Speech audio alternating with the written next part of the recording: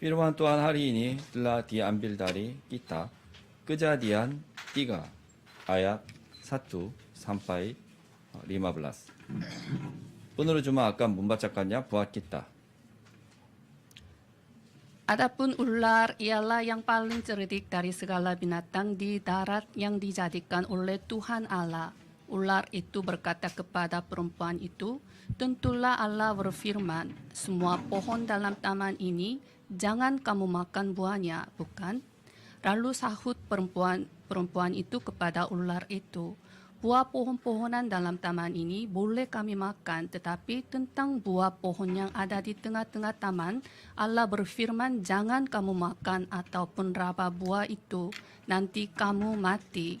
Tetapi ular itu berkata kepada perempuan itu, "Sekali-kali kamu tidak akan mati, tetapi Allah mengetahui bahwa pada waktu kamu memakannya matamu akan terbuka dan kamu akan menjadi seperti Allah, tahu tentang yang baik dan yang jahat."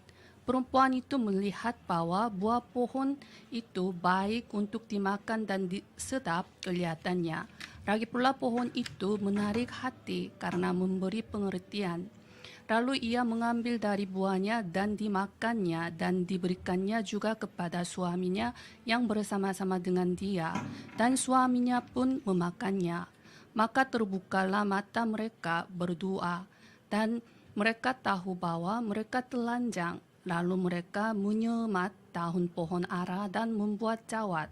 Ketika mereka mendengar bunyi rangka Tuhan Allah yang berjalan-jalan dalam taman itu pada waktu hari sejuk, bersembunyilah manusia dan istrinya itu terhadap Tuhan Allah di antara pohon-pohonan dalam taman. Tetapi Tuhan Allah memanggil manusia itu dan berfirman kepadanya, "Di manakah engkau?"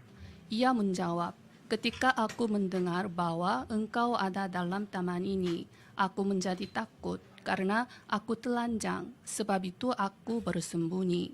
Firman-Nya, "Siapakah yang memberitahukan kepadamu bahwa engkau telanjang? Apakah engkau makan dari buah pohon yang kularang engkau makan itu?" Manusia itu menjawab, "Perempuan yang kau tempatkan di sisiku, dialah yang memberi dari buah pohon itu kepadaku, maka ku makan." Kemudian berfirmanlah Tuhan Allah kepada perempuan itu, "Apakah yang telah kau perbuat ini?" Jawab perempuan itu, "Ular itu yang memperdayakan aku, maka ku makan." Lalu berfirmanlah Tuhan Allah kepada ular itu, "Karena engkau berbuat demikian, terkutuklah engkau di antara segala ternak dan di antara segala binatang hutan. Dengan perutmulah engkau akan menjalar dan debu tanahlah akan kau makan seumur hidupmu. Aku akan mengadakan permusuhan antara engkau dan perempuan ini, antara keturunanmu dan keturunannya akan merumukkan kepalamu, dan engkau akan merumukkan tuminnya." 아멘. Mari kita mengakui iman kita, Yesus adalah Kristus, Anak Allah yang hidup. Mari kita saling memberi salam, kita adalah anak-anak Tuhan. Judul khotbah hari ini adalah "Di manakah engkau?" Bacaan hari ini diambil dari Kejadian 3 ayat 1 sampai dengan 15. Sebagai pengantar, melalui firman-Nya, Tuhan menciptakan segala sesuatu di langit dan bumi dan membentuk manusia dari debu tanah, lalu menghembuskannya nafas ke hidungnya. Lalu manusia menjadi makhluk hidup. Yang ini Tuhan menciptakan manusia sebagai makhluk rohani untuk berkomunikasi dan bersama dengan Tuhan. Manusia diciptakan untuk bergantung kepada Tuhan dan menaati Tuhan dan melayani Tuhan. Ini adalah hubungan yang benar antar Tuhan dan manusia. Tetapi manusia tertipu oleh tipuan setan dan melanggar perjanjian yang menjamin hidup karena manusia ingin menjadi seperti Allah. Manusia merusak perjanjian dengan Tuhan. Manusia jatuh ke dalam dosa asal yang meninggalkan Tuhan. Tuhan bertanya kepada manusia seperti ini, "Di manakah engkau?" Pertanyaan ini pertanyaan pertama yang Tuhan ajukan kepada manusia setelah manusia jatuh ke dalam dosa asal. Pertanyaan ini bukan pertanyaan tentang tempat. Maksudnya adalah apakah engkau berada di bawah pemerintahan Tuhan atau di bawah pemerintahan setan? Saudara berada di mana sekarang? Pokok bahasan yang pertama adalah sebelum diselamatkan. Tahun 2002 di Korsel dipenuhi dengan hangatnya gegap gempita sorak-sorai karena pertindakan sepak bola Piala Dunia FIFA. Pada tahun yang sama, Timur Leste lepas dari Indonesia. Pada masa pemerintahan Indonesia serta Portugal, warga Timur Leste tidak ada kebebasan. Indonesia maupun Korea juga pernah dijajah oleh Jepang. Kesengsaraan warga yang kehilangan negara sulit untuk dijelaskan. Dengan demikian, sebelum kita diselamatkan, kita yang kehilangan kerajaan Tuhan harus berada di bawah kekuasaan kerajaan setan dan hidup di tengah-tengah dosa, kutukan, dan bencana. Keadaan kita adalah telah kehilangan status dan otoritas sebagai anak-anak Tuhan. Keadaan kita dipenjara, diikat, ditindas, dan kehilangan segala sesuatu. Ini adalah keadaan kita sebelum kita diselamatkan. Dalam Yohanes 8 ayat 44, "Iblislah yang menjadi bapamu, dan kamu ingin melakukan keinginan-keinginan bapamu. Ia adalah pembunuh manusia sejak semula dan tidak hidup dalam kebenaran. Sebab di dalam dia tidak ada kebenaran. Apabila ia berkata dusta, ia berkata atas kehendaknya sendiri. Sebab ia adalah pendusta dan bapa segala dusta." Sebelum diselamatkan, kita harus hidup sebagai budak setan, anak iblis. Kita harus menganggap iblis sebagai bapa sambil mengembara dan dieksploitasi karena kita meninggalkan Tuhan yang merupakan bapa sejati. Betapa menyedihkannya hidup ini. Tetapi Tuhan Bapa kita tidak membiarkan kita seperti itu. Tuhan membuka jalan bagi kita untuk melepaskan dan memerdekakan kita dari perbudakan setan dan anak-anak iblis. Ini adalah keselamatan. Keselamatan ini hanya ada di dalam Yesus Kristus. Amin. Dalam Roma 8 ayat 2, Roh yang memberi hidup telah memerdekakan kamu dalam Kristus dari hukum dosa dan hukum maut. Juru selamat harus lebih kuat daripada setan yang sekarang mendominasi dan menangkap kita. Jadi Tuhan datang sebagai Raja sejati. Dalam 1 Yohanes 3 ayat 8, "Barang siapa yang tetap berbuat dosa berasal dari iblis, sebab iblis berbuat dosa dari mulanya.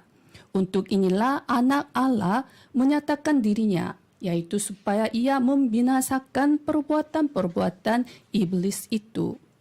Sebagai orang berdosa yang telah meninggalkan Tuhan, kita tidak dapat membebaskan diri kita dari dosa. Upah dosa adalah maut, jadi kita harus mati.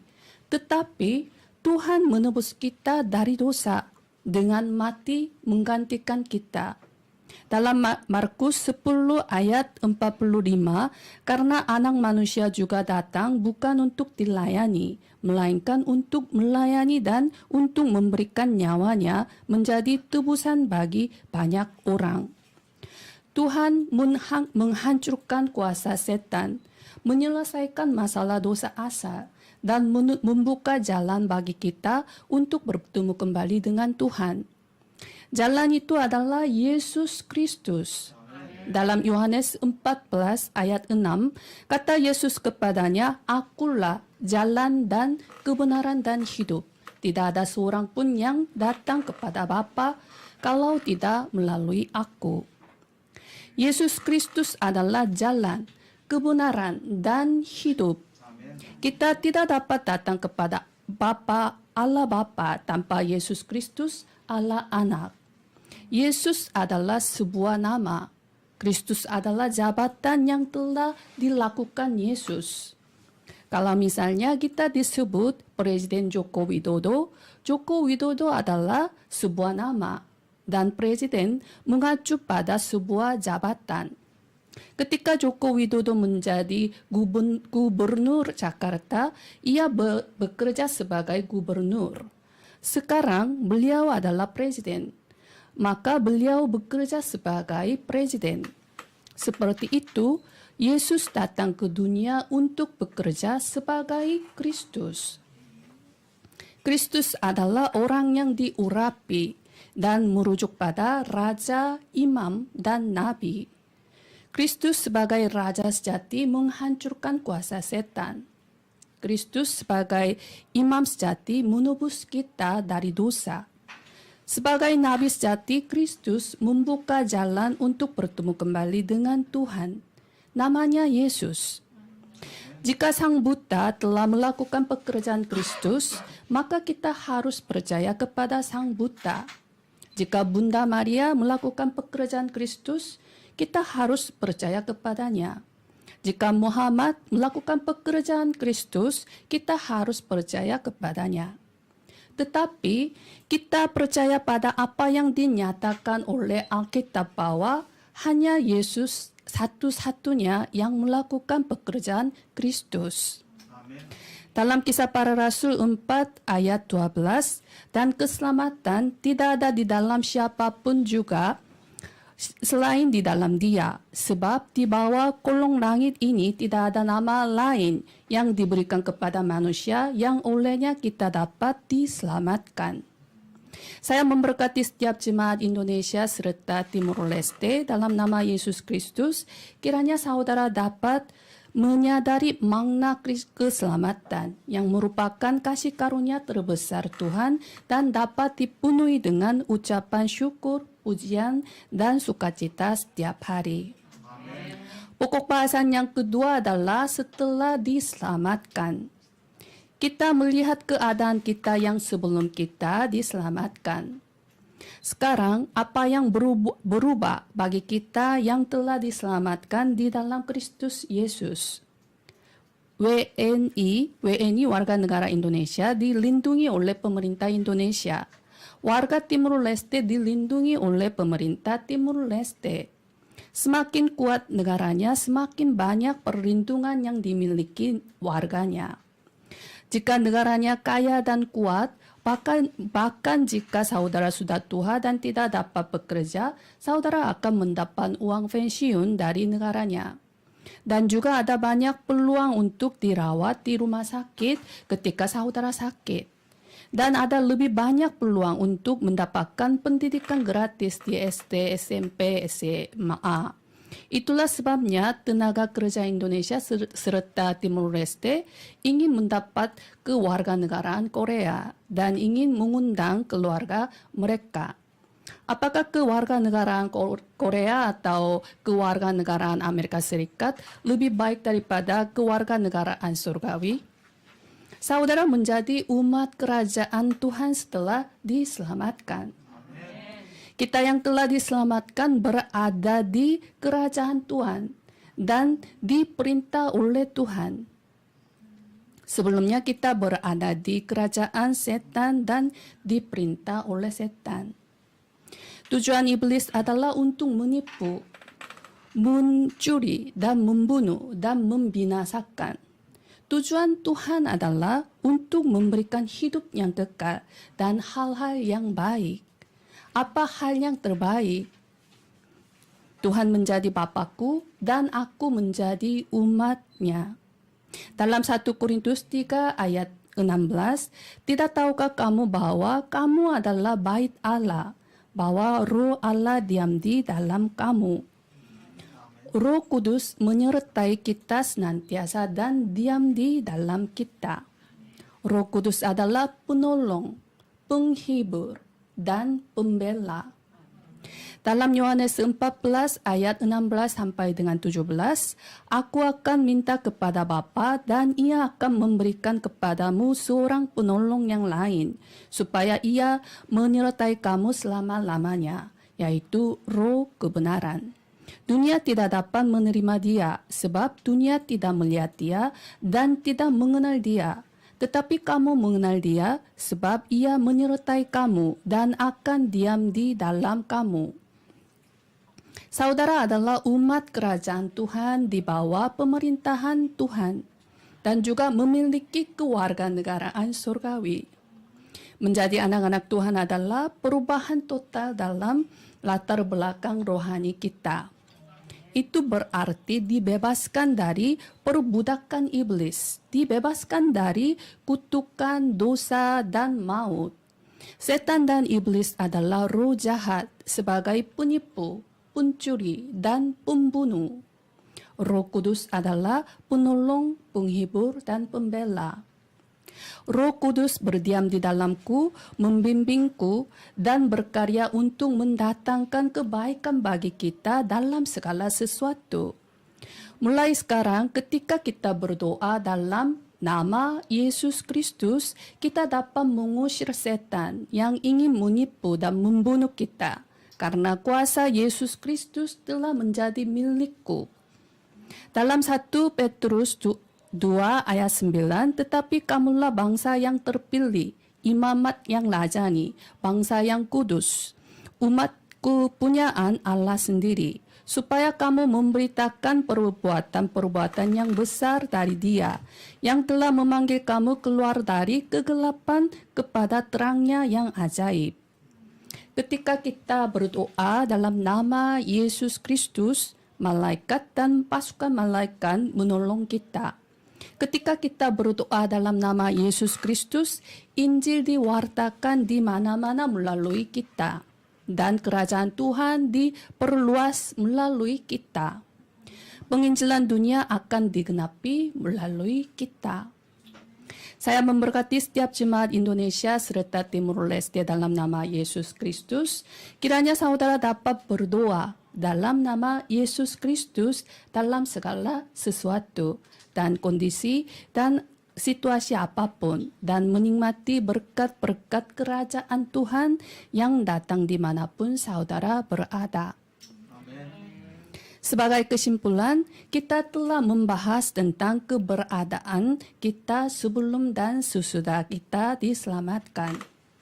Di manakah engkau ingin tinggal? Dalam Roma 10 ayat 9 sampai dengan 10, sebab jika kamu mengaku dengan mulutmu bahwa Yesus adalah Tuhan dan percaya dalam hatimu bahwa Allah telah membangkitkan Dia dari antara orang mati, maka kamu akan diselamatkan.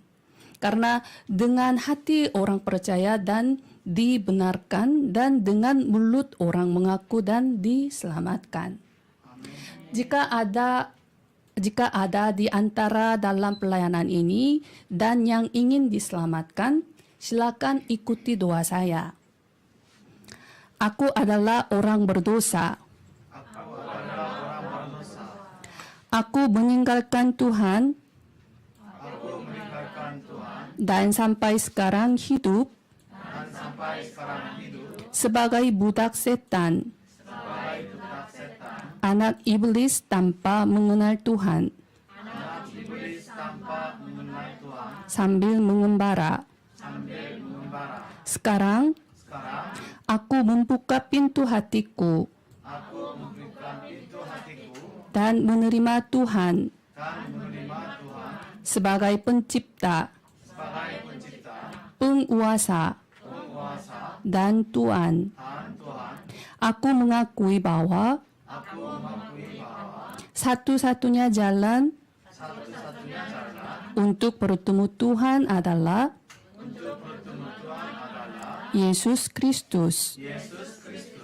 Aku percaya bahwa sebagai Raja sejati, Kristus telah menghancurkan kuasa setan dan mengeluarkan aku dari genggaman setan. Aku percaya bahwa sebagai imam sejati, Kristus mati di kayu salib, menggantikan aku, dan menebus aku dari dosa asal. Aku percaya bahwa sebagai nabi sejati, Kristus telah membuka jalan bagi aku untuk bertemu kembali dengan Tuhan. Terima kasih telah membebaskan aku dari jerat setan dan membebaskan aku dari dosa, kutukan, bencana, dan maut. Mulai sekarang sampai hari aku masuk ke surga, aku akan hidup di bumi ini di bawah pemerintahan Tuhan dan menikmati berkat-berkat kerajaan Tuhan. Aku percaya bahwa Roh Kudus berdiam di dalamku dan bahwa Dia akan membimbingku, mengajarku, melindungi, dan menerangi aku. Sekarang, aku akan hidup dengan bergantung, bersandar kepada Tuhan untuk segalanya, menaatinya, menyembahnya. Dalam nama Yesus Kristus yang menyelamatkan aku berterima kasih dan berdoa. Amin. Sekarang saudara menjadi anak-anak Tuhan. Mulai sekarang silakan menikmati berkat-berkat sebagai anak-anak Tuhan dan menikmati kelima keyakinan, yaitu keyakinan keselamatan, keyakinan jawaban doa, keyakinan bimbingan Roh Kudus, keyakinan pengampunan dosa, dan keyakinan kemenangan. Keselamatan yang kita terima sekali tidak akan pernah berubah. Meski kita berbuat dosa atau putus asa atau ketidakpercayaannya. Bahkan jika kita melepaskan tangan Tuhan, Tuhan tidak akan pernah melepaskan tangan kita. Jadi mohon memiliki keyakinan keselamatan. Dan kita memiliki kuasa untuk berdoa dalam nama Yesus Kristus. Berdoalah apapun dalam nama Yesus Kristus. Roh Kudus melindungi, mengajar, menerangi, dan membimbing kita. Ketika kita bertobat, Tuhan mengampuni dosa kita. Ketika kita berperang secara rohani melawan setan, kita pasti akan menang. Berkat dari anak-anak Tuhan yang diselamatkan adalah penginjilan dunia untuk menyelamatkan 237 bangsa dan 5.000 suku. Selamat datang di jajalan berkat-berkat ini. Mari kita berdoa. Kami mengucap syukur kepada Tuhan Tritunggal yang menyelamatkan kami. Sekarang kami mengakui bahwa kami adalah umat-Mu dan Engkau adalah Bapa kami. Kiranya kami ingin hidup sebagai umat Tuhan di bawah pemerintahan Tuhan, bukan umat iblis. Kiranya Roh Kudus membimbing kami dan berkarya. Kami berterima kasih dan berdoa dalam nama Yesus Kristus. Amin.